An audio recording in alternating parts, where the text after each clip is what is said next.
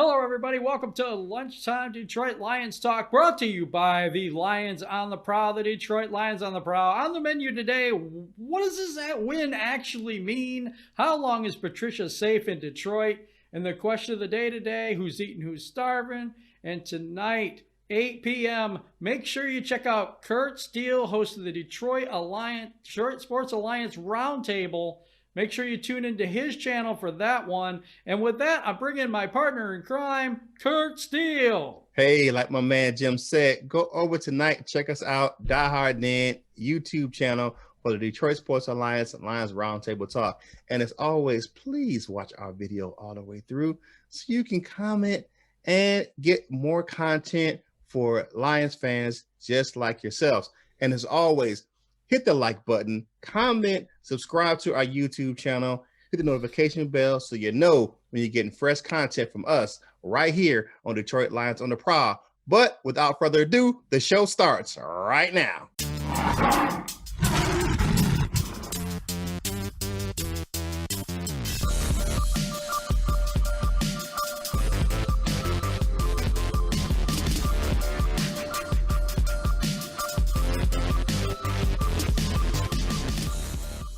Welcome back to the show, and the question of the day is, how hot is Matt Patricia's seat right now? How hot do you think that seat is for Matt Patricia? Do you think that he's going to continue to coach this team till the end of the season? Or do you think that mid-season, if he really messes up again, boom, he's gone? Give me your comment below, and we'll answer that tomorrow. Now we have some responses from yesterday, and here's Kurt with those responses. Hey, my boy Chuck Osborne. Shout out to Chuck. Even so, the Lions win, which I'm happy they did. I still am not impressed yet with the coach or the general manager. So Chuck says still work to be done. Steve O says, I was impressed with the power Swift ran with. Hey, most of us are. And Richard III says, awesome show. Philippines on Demand says, nice win, but we still have some work to do. Maddie survives another week. And my boy, Big Mike over at OMG It's Lions Talk. It's because we use 4 and 5 man fronts instead of 3 down linemen on the goal line. Laugh out loud. Hank Fraley should be the interim coach. Thank you for your comments on the video yesterday. We really appreciate it. Hey, thanks again. Hey, great comments. What do you think, Jim? Man, our people are awesome, man. They really show up and show out on Facebook. They show up and show out on the YouTube channel. So we're going to give them a little love. We can't do the whole, we'd have the whole show if we had to do everybody's comments. So we try to pick and choose and stuff like that. So if your comment wasn't up there, it will be. Just make sure you keep commenting and things like that. Now we're going to go into our who's eating, who's starving section. We gave one player from the offense and the defense yesterday. We're going to give another player today. Who's eating, who's starving, Kurt? So who's starving for me? It was a kind of a toss-up because he could be in both categories, eating and starving, but it's going to be the young fella, Jeff Okudah, and I'll give you a reason why that he was starving. He gave up the most passing yards on Sunday. Now, that didn't mean he didn't have a good game, but they were picking on him in the passing game. Double moves are his kryptonite right now. So he was starving on that side of the ball. So Jeff Okudah, but he led the team in tackles. So he can be in both categories, but he's starving for me this week. Who's eating, my man? Who's eating on Tuesday? Who's eating on the defense or the offense? On the offense. On the offense, we had DeAndre Swift. I'm going to go with Kenny Golladay. Over 100 yards receiving. And for me, who's starving on the defense is Jelani Tavai. Yeah. Man has not shown up. He's too slow. And I don't know whether it's just not simplified enough for him, but he was not making very many plays. For Clock me, is 40 with an egg timer. Yeah. That's who I've got for who's eating, who's starving today. Yeah, you can clock his 40 with one of those egg timers with the sand in it. Yeah, he runs definitely slow. For me, who was eating on the offense, I have to agree, Kenny Golladay, 8. He had an interesting Instagram post. And my man said, this is going to cost you later on down the line. Mark my words, in so many words. So he said, if you ain't pay me now, you're going to pay me later. So, that's a cryptic shout out to the Lions brass about the contract situation. Read into it what you want, but Kenny Galladay's a beast, and he proved it on Sunday. 4 catches, and it's only took him 104 yards on only 4 catches. That's an amazing performance for him. That's what's up right there. That's what's up. So our main course for today, what does this win actually mean? And what I mean by that is, how significant was it? I mean, we beat a terrible team with injuries. We're supposed to beat this team. We're supposed to dominate this team. We do what we're supposed to do, and Lions fans feel happy and sad at the same time. What do you think about this, Kurt? I will take the win. I said it before. They did what they were supposed to do on Sunday. They were supposed to beat the Jaguars. If you put the team side by side, the Lions were the better team. So they were supposed to win on Sunday. What does it mean? It just means that Matt Patricia survives another week, pretty much. That's what it means. That was kind of my point. Is that a good thing or a bad thing? I don't ever want to lose. I can't read into anything into Sunday's win. It was what it was supposed to be. Now, Sunday coming up is going to be a test, because you look at the Falcons. They may not be good on defense, but they're a high-flying offense, and they got some weapons over there. If we struggled in the passing game versus Jacksonville, think about Julio Jones and Ridley. Those guys can fly, and those guys can get down the field. So we're going to have to pressure Matt Ryan, because if we don't, he's going to carve us up. So Matt Patricia, get back in the lab. You got some work to do for Sunday, brother. But absolutely. That win, it was it is. It was a handled business, and it was supposed to be a win for the Lions. Yeah, I believe that too. I'm happy with the win. I don't want to see. Lose. I'm not ungrateful. Yeah, I get you. Like, I don't want to sound like, we won, so we kept Patricia. No, I was so happy we won. I was so happy the young fellow was eating all day. Yeah. I mean, DeAndre Swift was awesome. But what does it do for the future? I don't think it does anything for our future. Nah, I don't think it does anything. It's going to have to be some kind of long-term success for Patricia to stay. I said a comment yesterday, in the behind the scenes, and I said some Lions fans were like, we won, big whoop, fire Patricia. So I think that's still the mentality by a lot of Lions fans right now. So they're like, prove it to me long term, and then we can talk. Is there any part of you that's starting to feel sorry for Matt Patricia? Man, hell.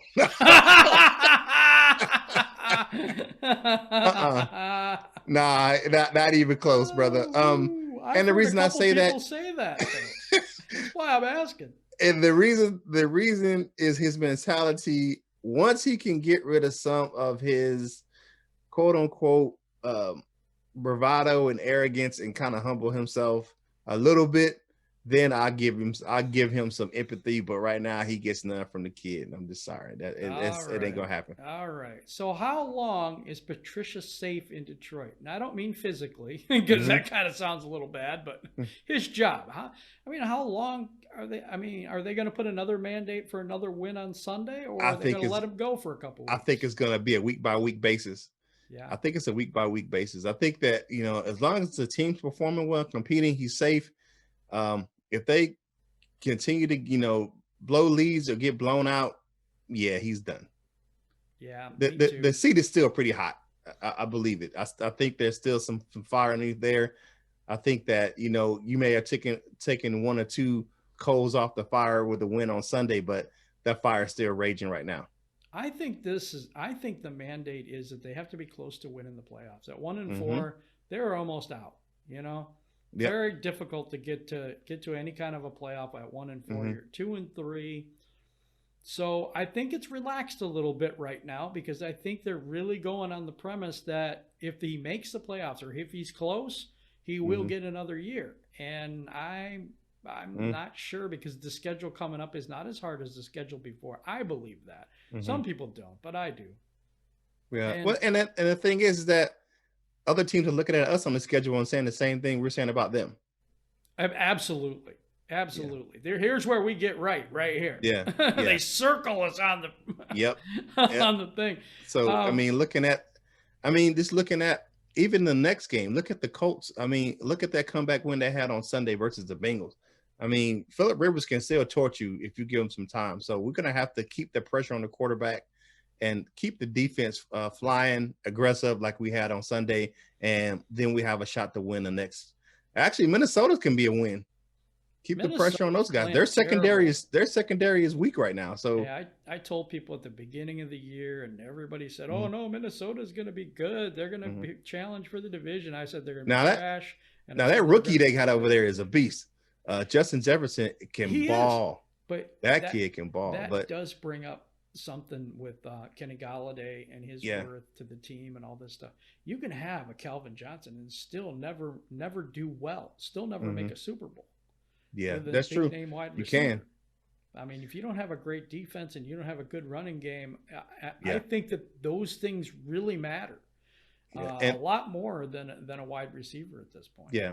And we're gonna look at when we come up to play the Vikings if Dalvin Cook's gonna be healthy and ready to go. He's been out for a little while, so we'll see if he'll be playing versus the Honolulu Blue and Silver. And speaking of Megatron, before we kind of transition to our dessert, I'm not buying Chase Claypool out of the Pittsburgh Steelers. Please stop calling that dude Mapletron. Doesn't work. Yeah, it doesn't work. That Not at because they all. tried the baby Tron with Kenny Galladay. Any type of Tron, there's only one Tron that was ever in the NFL, and that's Yep, Calvin Johnson that's Megatron. right. Please That's leave the right. Tron alone. You know, Yeah, six give foot four, give 6'5", all yeah, that, and he could run. I mean, there's nothing like him. The yes, catch radius was yeah. crazy. Nothing Stop like him. please Stop stop it. comparing people to him and calling them Tron. Doesn't work. Hey, for dessert for today, we have a big stat. Now, big shout out to my man Logan Lemerindier, who was a guest on the show for Who's at the Table a few days ago. And his dessert was a interesting fact for today is for the first time since 2013, the Lions had a 100-yard rusher and a 100-yard receiver in the same game. It took us 7 long, Wow. tired, tedious Wow. years to have Wow. a wide receiver and a running Oh back my both God. have 100 yards in the same game. Oh, that's crazy, Kurt. I'll call you it's crazy Kurt dessert. Yeah. Yeah. Holy So cow, 7 years. 7 years. Did we break a But big, mirror or something? I don't know. Hey, we must have. But big shout out to DeAndre Swift and Kenny Galladay for having those big days on Sunday, which were key to the Lions' really blowout victory versus the Jaguars. 116 for the rookie, 2 touchdowns on 14 carries. Amazing yard per carry average. And Kenny Galladay, 4 catches. It only took him 4 catches to have 105 yards. Yeah. That is ridiculous. And this is a great game by both of those young men. So big shout out to those guys. That's all we have. Jim, what's your shot and parts for today? Hey guys, I want you to go and subscribe to the channel. If you like our content, subscribe down below, hit the bell icon so you know when there's more good stuff coming from Lions on the Prowl. And also, if you could, like the video. We're getting so many people view it, but not a lot of likes. Give me that thumbs up so we know that the video is something that you like, something that you want more of. And let us know in the comments if you want us to cover anything else, stuff like that. We'll appreciate that as well. Thank you, everybody, for rocking with us and commenting and doing all those things. We really appreciate each and every one of you. And now, Kurt, take us home. Hey, as we said before, please watch our videos all the way through. It helps our algorithm and helps us get more Lions content for fans just like you. And tonight, don't forget to tune in to the Die Hard Den podcast YouTube channel, the Detroit Sports Alliance Lions Roundtable Talk. We're going to be cracking it up. I'm telling you, it's going to be fun. We're going to have some good time talking about the Lions, the victory versus the Jaguars, Lions news, and We're just going to be giving you the business on all Lions up front. So that's what we're going to do tonight. So without further ado, please, please, please hit the subscribe button, notification bell, so you know when you're getting fresh content from us right here on Detroit Lions on the Prowl. This is Kurt Steele for Detroit Lions on the Prowl and my man Jim. We will holla at you real soon.